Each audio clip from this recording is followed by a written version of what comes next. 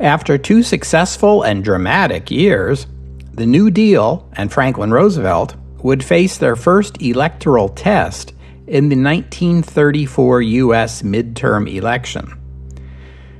History says that presidents lose seats in Congress during midterm elections, but Franklin Roosevelt has already defied history 4 or 5 times. Can he make it 6? Welcome to the history of the 20th century.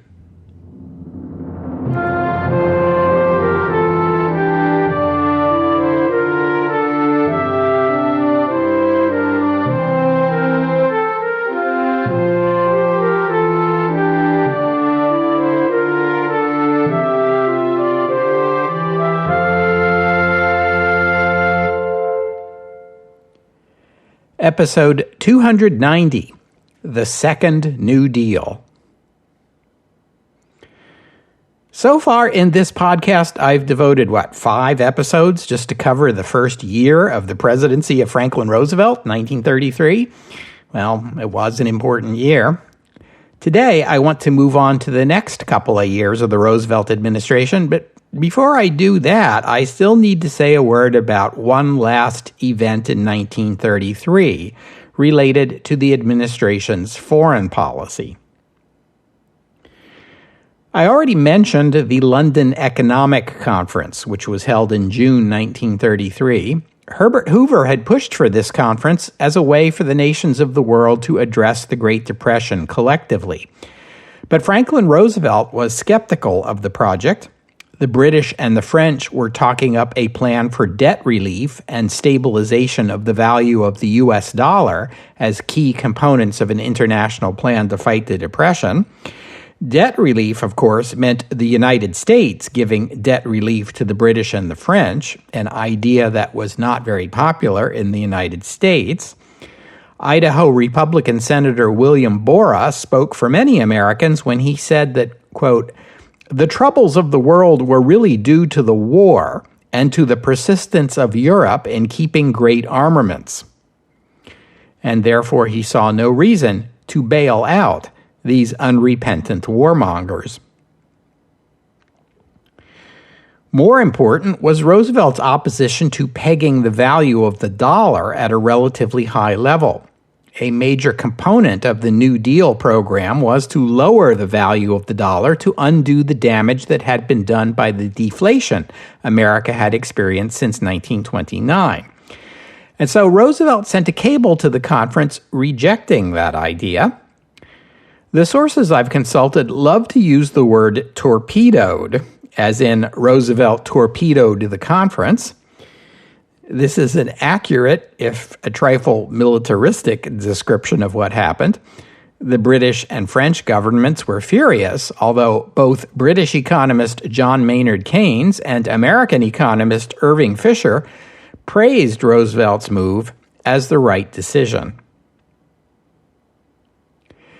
It may surprise you to learn that one of the 66 nations participating in the London Economic Conference was the Soviet Union. Despite Russia's socialist principles and Stalin's policy of building a self-reliant socialist economy, the USSR was doing quite a lot of trade with other European countries by 1933 and had the same interest in lowering tariffs and encouraging more international trade as did the capitalist world. I mention this to emphasize that the Soviet Union is very much a part of the international community, which makes it all the more strange that in 1933 the U.S. government still did not extend diplomatic recognition to the Soviet Union. This policy went back to the days following the October Revolution, when none of the Western allies were willing to recognize the new Bolshevik government. But that was a while ago. The Russian Civil War was over, the post-war anti-Bolshevik hysteria had subsided, and most of the world had accepted Russia's communist government, regardless of how they might have felt about it. But not the United States, which remained an outlier, even though November 7th, 1933 would mark the 15th anniversary of the October Revolution, and it was quite clear by this time that the communist government in Moscow wasn't going anywhere. As we've already seen, Franklin Roosevelt believed, in the aftermath of the Japanese invasion of Manchuria, that a military showdown between the United States and Japan was inevitable. In that case, it only made sense to build a relationship with the Soviet Union, which could be a valuable ally in the event of such a confrontation. The USSR was trading with the US, as it was with many European countries, and American businesses were hungry for a bigger piece of that Soviet trade. A number of U.S. newspapers had editorialized against the policy of non-recognition. It simply no longer made any sense. Roosevelt went around the State Department for this initiative. The Russia experts in the State Department had spent most of the past 15 years consulting with right-wing Russians who had fled the country after the Civil War and bitterly opposed any talk of reconciliation with the communists.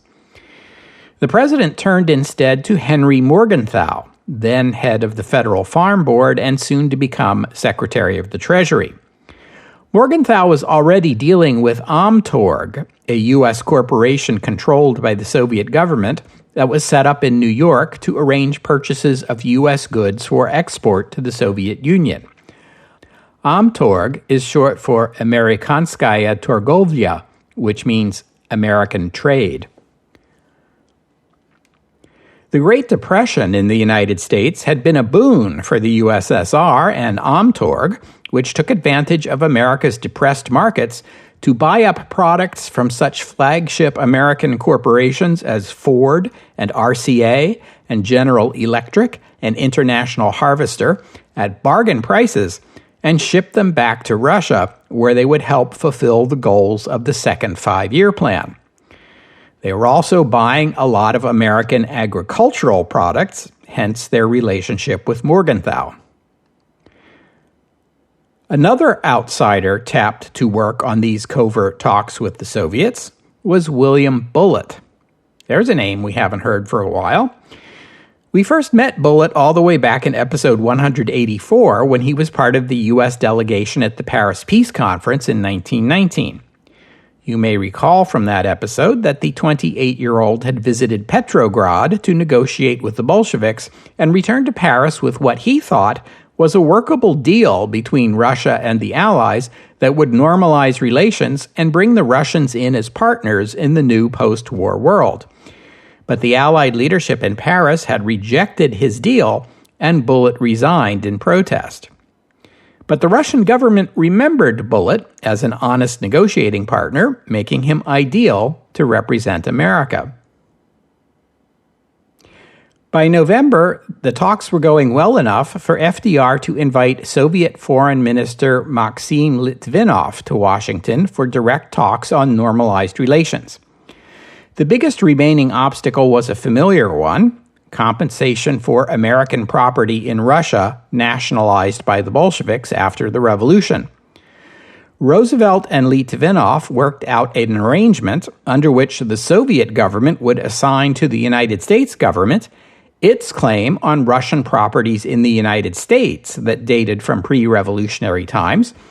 The U.S. government would then seize and sell those properties and use the proceeds to compensate Americans for their property taken in Russia. William Bullitt would become the first U.S. ambassador to Moscow, which is a nice way of closing the circle. And the U.S. government would also send Harpo Marx to the Soviet Union for 6 weeks as a goodwill ambassador, giving a whole new meaning to the word Marxism. Harpo Marx and Maxim Litvinov would become friends, even to the point of Litvinov and Marx performing a skit on stage together in Moscow. Bullitt would serve as U.S. ambassador to the USSR until 1936, a period which coincided with Joseph Stalin's consolidation of power and the beginning of the purges. Bullitt would see it all happen firsthand, and he became disillusioned with the Soviet Union. For the rest of his life, he would be an outspoken anti-communist. He spoke fluent French, so in 1936 he was reassigned as U.S. ambassador to France, and we'll just leave the story there for now. Meanwhile, the National Industrial Recovery Act, one of the major pieces of legislation passed in 1933, was proving troublesome to implement. The act came in two parts. One created the NRA, the National Recovery Administration, which was supposed to organize labor unions and trade groups by industry and regulate prices and practices within each of those industries. The administration and the NRA leadership believed, perhaps naively, that industrial leaders and unions would welcome government coordination. They did not. Both employers and unions resisted the NRA. Ultimately, in 1935, the Supreme Court would unanimously rule that the NRA portion of the act was unconstitutional because it gave the president overly broad and ill-defined regulatory powers. Roosevelt was not happy about the Supreme Court's decision, but in some sense it was a blessing in disguise. The NRA wasn't working out very well anyway. The court gave the administration a face-saving excuse to shut it down. The other part of the act created the Public Works Administration, which was meant to spend money on construction projects as a way of restarting the economy. Priming the pump, as they liked to say at the time. These projects would hire workers who would then in turn spend their wages, creating more demand and more jobs, and the effects would ripple through the economy. Unfortunately, the first head of the PWA, Secretary of the Interior Harold Ickes, was frugal and slow to spend the $3 billion Congress had allocated. By the end of 1933, only about $100 million, 3% of the allocation, had been spent. President Roosevelt became impatient with Ickes because the whole point of this thing was to get as much money into the economy as fast as possible to stimulate economic growth, and Ickes had become an obstacle to that goal. So Roosevelt turned to Harry Hopkins, the head of the Civil Works Administration, or CWA, and later the Works Progress Administration, or WPA.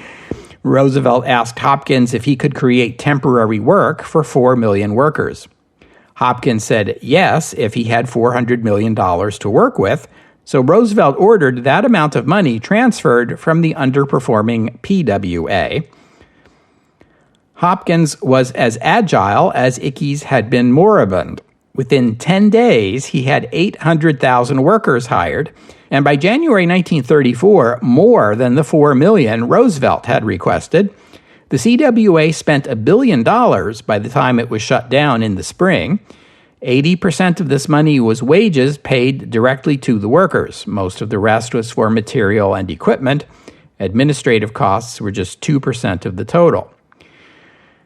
And over that winter, the CWA built or upgraded 500,000 miles of American roads and 40,000 American schools. It laid 3,000 miles of sewer pipe and built thousands of parks, playgrounds, and airports. It hired teachers for public schools and for new adult education programs, and it hired 3,000 writers and artists to write and create art. They got to eat like other people, Hopkins is quoted as saying. The year 1934 was quieter than the 1933 legislative upheaval. This was the year the Securities Exchange Act was passed, rounding out Roosevelt's financial reforms. With America's economic collapse finally addressed, and as signs of growth began to appear, signs of opposition to the New Deal also began to appear. Opposition both from those who thought the New Deal hadn't gone far enough and those who believed it had gone way too far. In the latter category was the Liberty League, organized in August 1934 and mostly funded by American corporate titans, including the heads of General Motors, DuPont, and the retail giant Montgomery Ward. The stated goal of the allegedly nonpartisan Liberty League was to promote the American values of property rights and private enterprise. Roosevelt mocked the group, saying it made no sense to promote a couple of American values and forget about all the rest. He compared it to a group organized to promote 2 of the 10 commandments. A commentator at the time said the Liberty League should be called the Cellophane League because it had been manufactured by DuPont, and you could see right through it. A conservative Democratic syndicated newspaper columnist named Frank Kent pointed out in 1934 that most of the pre-1932 leadership of the Democratic Party were opposed to Roosevelt and the New Deal, and this was true. Or at least it was true of many of them, including some names that are familiar to us from this podcast, such as Newton Baker, Woodrow Wilson's Secretary of War, and the party's 1924 and 1928 presidential nominees, Jim Davis and Al Smith. Smith, once Roosevelt's mentor, was now a bitter political opponent. Yet Roosevelt was less concerned about the gathering opposition to his right, the people who thought the New Deal had gone too far, than he was about the gathering opposition on his left. One example of this kind of opposition was Dr. Francis Everett Townsend, a physician in Long Beach, California, who began circulating a proposal that would guarantee an income of $200 per month to every American aged 60 or older, provided that they did not work and that they spent the $200 stipend within 30 days. The program would be funded by a national sales tax of 2%. The idea behind this proposal is that the program would provide for seniors, it would reduce unemployment by encouraging older workers to leave the workforce, and it would stimulate the economy because it required the recipients to spend their stipend as soon as they got it. Over the next 2 years, a nationwide Townsend Plan organization would spring up to lobby Congress to enact this plan. And then there was Father Charles Edward Coughlin, a Canadian-born Roman Catholic priest based near Detroit. Father Coughlin was among the many clergy who began preaching on the radio in the 1920s. Over time, he discovered that as he made his homilies more overtly political, his audience grew. By the 1930s, his radio program, The Hour of Power, broadcast Sunday afternoons from WJR in Detroit and syndicated nationwide, had an audience in the tens of millions. Coughlin supported Roosevelt at first, but he turned critical of the administration once he decided it was going too easy on the bankers who had caused the Great Depression, and soon Coughlin was complaining that Roosevelt was no better than Herbert Hoover. Coughlin also objected to U.S. recognition of the government of the Soviet Union, and later in the 1930s, he would decide the evil bankers were all Jewish, that they were also funding communism, and praise the governments of Italy and Germany. In other words, he went full-on fascist. But that was later in the decade. In 1934, he was criticizing Roosevelt for not doing more to protect labor unions and calling for the nationalization of major American industries. Coughlin founded an organization called the National Union for Social Justice, and its membership soon numbered in the millions. Townsend and Coughlin both worried Franklin Roosevelt's political advisors, but their biggest concern was Louisiana's former governor, now a U.S. Senator, Huey Long. Long had supported Roosevelt for president, but thought the New Deal hadn't gone far enough. In 1934, Long spoke in favor of Paraguay in the Chaco War, arguing that the conflict had been orchestrated by the Standard Oil Company. Long criticized the Spanish-American War and U.S. involvement in the Great War, saying those wars were fought at the behest of Wall Street, and he called for independence for the Philippines. In terms of domestic economic policy, Long proposed what he called the Share Our Wealth Plan. Under the Share Our Wealth Plan, individual wealth would be capped at $100 million, annual income to $1 million, and inheritances to $5 million. The federal government would claim anything over those limits, which would be used to provide free health care, free college tuition, and a guaranteed annual income of $2,500 a year for every American. For comparison, that $2,500 a year was about the same benefit the Townsend Plan was promising for older Americans, and about double the average starting wage for an unskilled worker in the U.S. at that time. Summing up his vision was Long's famous campaign slogan, "Every man a king, but no one wears a crown." He actually stole that line from William Jennings Bryan, but he made it better known than Bryan ever had. They nicknamed him the Kingfish, after a character in the radio series Amos and Andy. So to what degree did these various criticisms of the New Deal actually resonate with the American voting public? The first real test of Roosevelt's popularity would be the midterm elections of 1934. Recall that the 1930 midterms had given the Democrats a slight majority in the House and left the Republicans with a slight majority in the Senate. In 1932, the year of Roosevelt's election, the Republicans had lost 101 seats in the House and 11 in the Senate, giving the Democrats substantial majorities in both chambers. Typically, midterm elections go against the president's party, but given these numbers, the Democrats held so commanding a lead in Congress they could afford to lose significant numbers of seats and still retain control. That's how Vice President Garner expected it to go.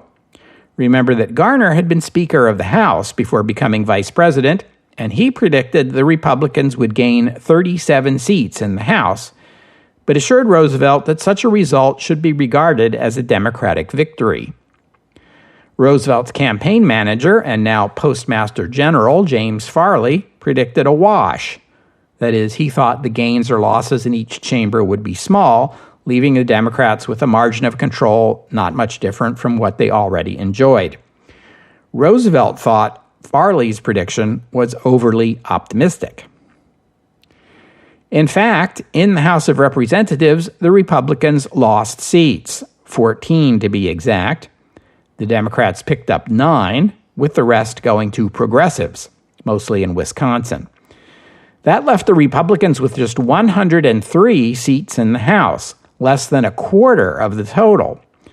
In the Senate, the Republicans lost 10 seats, 9 to the Democrats, and 1 when Bob La Follette Jr. of Wisconsin ran and was reelected as a progressive rather than as a Republican.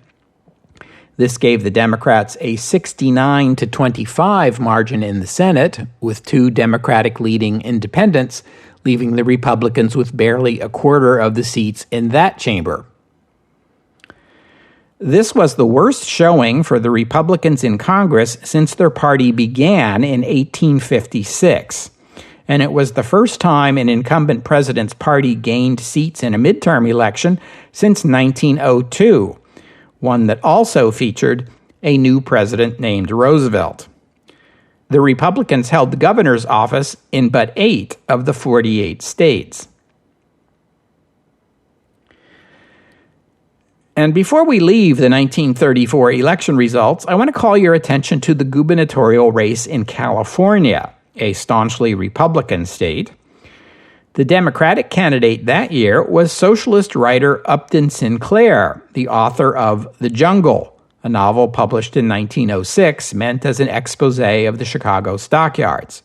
You will recall me talking about Sinclair and his book in episode 42. Anyway, in 1933, Sinclair published a book with the grand title, I, Governor of California, and How I Ended Poverty. A True Story of the Future. In this book, he laid out his program, End Poverty in California, known by the acronym EPIC. Sinclair proposed the state government seize idle farmland and factories and hire the unemployed to work them, and promised pensions for seniors, widows, and the disabled, All of this to be financed by sharply progressive income and estate taxes. Sinclair's campaign was so radical, even Roosevelt refused to endorse it. Wealthy Californians, especially in the motion picture industry, contributed large sums of money to keep Sinclair out of the governor's office. Newspaper magnate and California resident William Randolph Hearst had his newspapers attack Sinclair and his program. This was one of the first political campaigns to make use of hired consultants to manage advertising, fundraising, and media operations, and it succeeded in defeating Sinclair and electing conservative Republican candidate Frank Merriam. As a side note, which might be interesting to some of you, one of the many Californians who worked in support of the Sinclair campaign was a 27-year-old U.S. Navy lieutenant, recently discharged for medical reasons, named Robert Heinlein. Heinlein helped put out the Epic News, the newsletter of the Epic movement, and ran for a seat himself in the California Assembly, although he lost in the primary to a more moderate Democrat. Heinlein would go on to a successful career writing science fiction, and like many young, committed left-wing Democrats of the New Deal era, he would become an old, strident, right-wing Republican by 1980, but I'm getting way ahead of myself.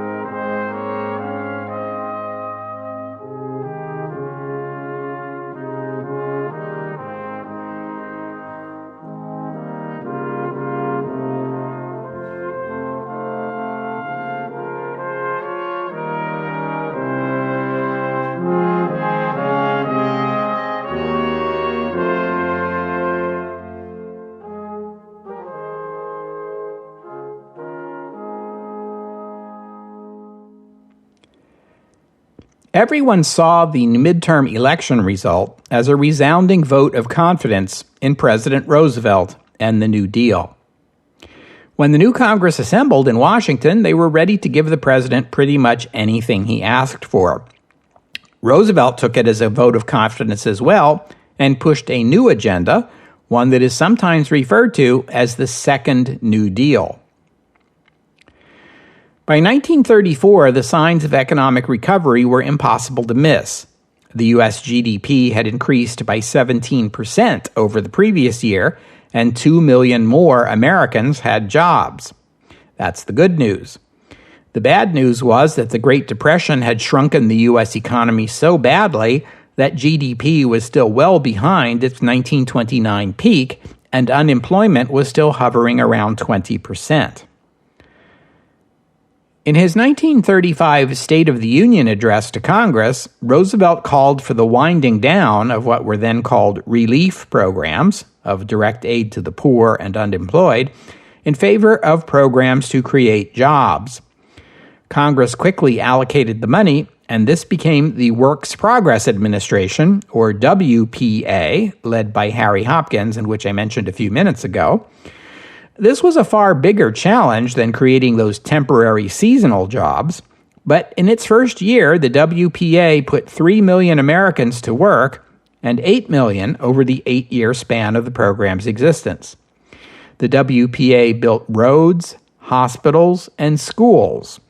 My own elementary school had been a WPA project.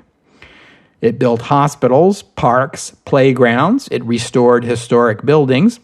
The Federal Theater Project brought stage plays and vaudeville shows to rural communities that had never seen a live show. The Federal Art Project employed artists and sculptors to teach, restore old artworks, and create new ones for public buildings. The Federal Music Project sponsored symphony orchestras, jazz bands, and folk musicians. The Federal Writers Project commissioned the American Guide series of books, guides to each of the 48 states and America's major cities. This program also drew more criticism than any other New Deal project. Republicans called it money wasted on make-work projects in order to buy votes. Socialists accused the administration of creating federally managed labor gangs to prop up a failed capitalist system. White Southerners bristled at the sight of African Americans laboring alongside white workers and for the same wage. The year 1935 also saw the creation of the Rural Electrification Administration, which would bring electric power to rural America. Access to electricity was the sharpest economic divide between the haves and the have-nots in American society of the time. In 1935, only 11% of American farms had electricity, but by the time the U.S. entered the Second World War, that number would be close to 50%, and by 1950, it would be 100%. The U.S. government encouraged electrification by providing low-interest loans to build power lines. Most of the power came from the Tennessee Valley Authority in the east, in the west from one of the new hydroelectric dams like Boulder Dam or Grand Coulee Dam, which were built by New Deal programs.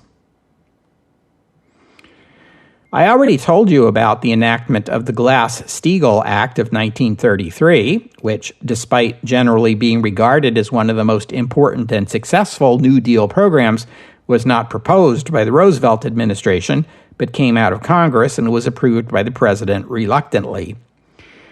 A major law from the Second New Deal has a similar history. The National Labor Relations Act, sometimes called the Wagner Act after its sponsor, New York Senator Robert Wagner. Wagner was perhaps the staunchest labor advocate in Congress, and he introduced this bill to redress the inequality of bargaining power between employers and employees. The bill guaranteed workers' rights to organize into unions, bargain collectively, and go on strike.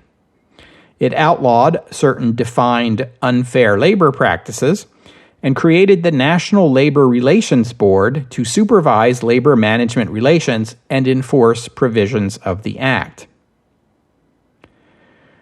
The Wagner Act was bitterly opposed by business organizations and Republicans, but Wagner shepherded it through the Senate despite some Democratic defections.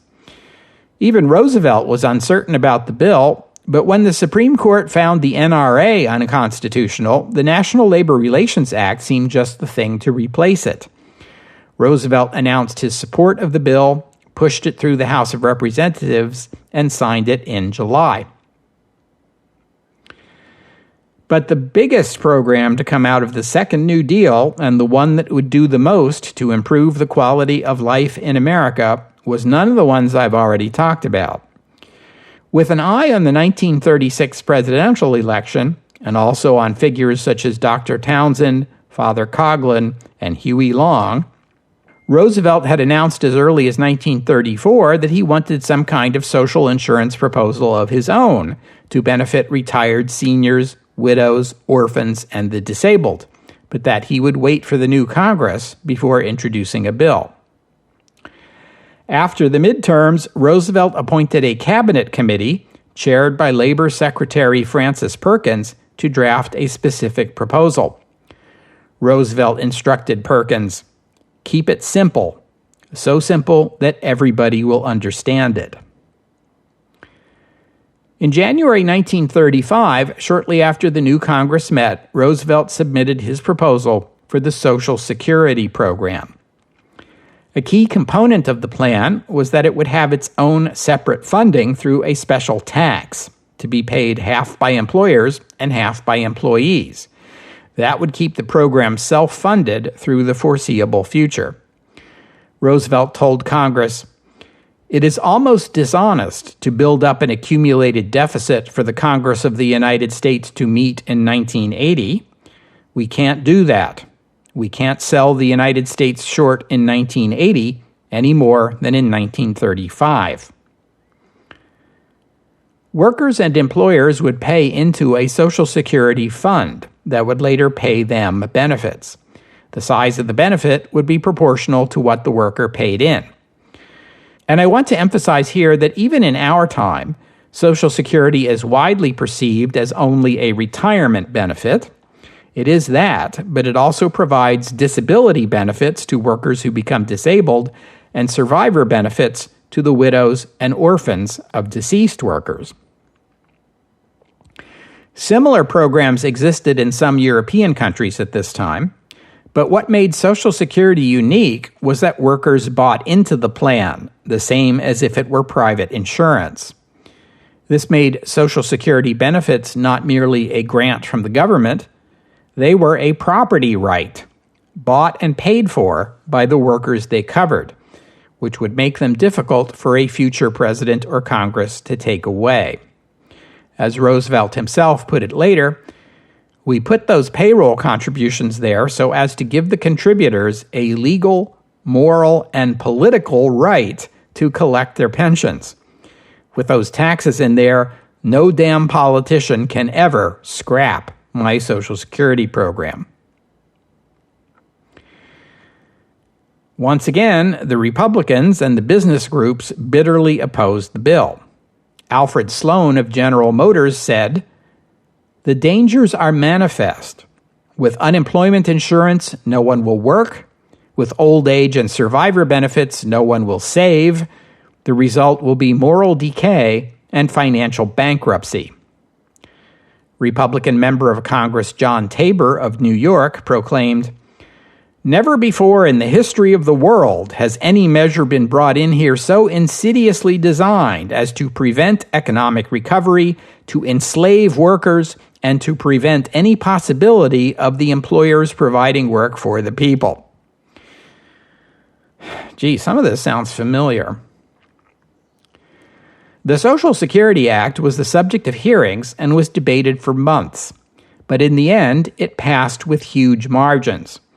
Even a majority of the Republicans in Congress voted for it in the end. Francis Perkins later observed that, "I think he took greater satisfaction from Social Security than from anything else he achieved on the domestic front." The act was not perfect. It excluded large categories of workers from coverage, including teachers, nurses, domestic workers, farm workers, and businesses with fewer than 10 employees, meaning it only covered about 60% of American workers at first. The exceptions were mostly due to the difficulty in recording and tracking the wages and contributions of these classes of workers in an age when all the record keeping had to be done by hand on paper. But it was a beginning, and despite the dire predictions, Americans still sought jobs, they still saved their money, the economy continued to improve, slavery was not reinstituted, and the sun still rose the next morning. We'll have to stop there for today. I thank you for listening, and I'd especially like to thank Suzanne for her kind donation. And thank you to Mitchell for becoming a patron of the podcast. Donors and patrons like Suzanne and Mitchell help cover the costs of making this show, which in turn helps keep the podcast available free for everyone. They also keep Mrs. History of the 20th Century happy and help convince her that I'm not wasting my time on this thing. So, my thanks to them and to all of you who have pitched in and helped out.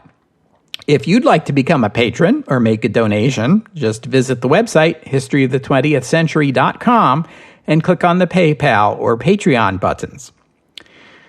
The podcast website also contains notes about the music used on the podcast. Sometimes it's my own work and sometimes it's licensed, but most of the time the music you hear here is free and downloadable. If you hear a piece of music on the podcast and you would like to know more about it, including the composer, the performers, and a link to where you can download it, that would be the place to go. While you're there, feel free to leave a comment and let me know what you thought about today's show. Next week is a bye week for the podcast, but I hope you'll join me in 2 weeks' time here on the History of the 20th Century as we go back to Europe and see what the latest trends are in fascism. The Nazi government in Germany ponders how to create a legal framework for reducing a whole category of its own citizens to second-class status, and looks for inspiration to the United States. The Nuremberg Laws, in 2 weeks' time, here on the History of the 20th Century. Oh, and one more thing. I will have a bit more to say about Huey Long in a future episode, but there were many at the time who saw him as the closest thing there was in the United States to a fascist leader in the mold of Mussolini or Hitler. In particular, Sinclair Lewis's 1935 novel, It Can't Happen Here, which envisions a fascist takeover of the United States, uses a thinly disguised fictionalization of Huey Long as its would-be American dictator. In 1946, American novelist Robert Penn Warren would publish his own take on Huey Long and title it All the King's Men. The title echoes Long's campaign slogan, Every Man a King. The book would be awarded the Pulitzer Prize for the novel, and it would be adapted into a film of the same title in 1949, starring Broderick Crawford. It would win the Academy Award for Best Picture that year, while Crawford would take the award for Best Actor.